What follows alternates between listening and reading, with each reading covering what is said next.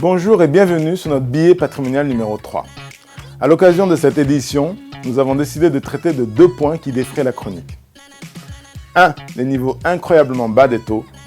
2. Les bitcoins, une valeur d'échange qui se prend pour une monnaie. Quant au premier sujet, les niveaux de loyer de l'argent sont à un point tel que l'on pourrait se dire que les banques et les autres institutions financières ne veulent plus rémunérer votre argent. En effet, contre le dépôt de vos avoirs, là où les banques en 1992 vous offraient du 8%, ce qui voulait dire venez, elles vous offriront du 0,50, voire pour certains des taux négatifs, ce qui venait dire ne venez pas. En revanche, pour les prêts, taux débiteurs, c'est une autre logique. Aujourd'hui, il faut tant que cela est possible avoir un crédit, dès lors qu'on sait pouvoir le rembourser, que l'investissement est pertinent et que l'on a correctement négocié sa couverture d'assurance sur les prêts.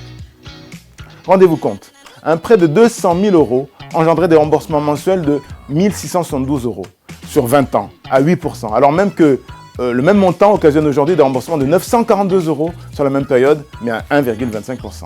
Cela compense très sérieusement une partie de la hausse, hors Paris, une véritable aubaine. Aujourd'hui, pour se planter avec une opération immobilière, il faut le faire exprès.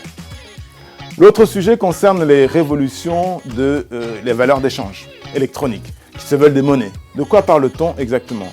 Des monnaies électroniques? Non, car la qualification de monnaie est aujourd'hui le privilège des États. En effet, dans leur pouvoir d'impérium et de dominium, est inclus ce pouvoir de battre monnaie et ce devoir régalien d'en assurer la contrepartie en or le plus souvent. Alors quid de ces valeurs d'échange électroniques, les fameuses crypto-monnaies? Pour elles, nulle contrepartie à la charge de ces États virtuels et nul droit opposable aux tiers pour les utilisateurs d'internautes. Tout fonctionne tant que cela fonctionne. Mais en cas de clash, juste un ou plusieurs jetons virtuels sur Internet avec une valeur d'échange aléatoire ou devenue dérisoire. Voir le bouton de tulipe au XVIIIe siècle, à l'origine des premières crises financières, en revanche, au-delà de la valeur spéculative, les crypto-monnaies peuvent représenter de véritables et très pertinentes valeurs d'échange.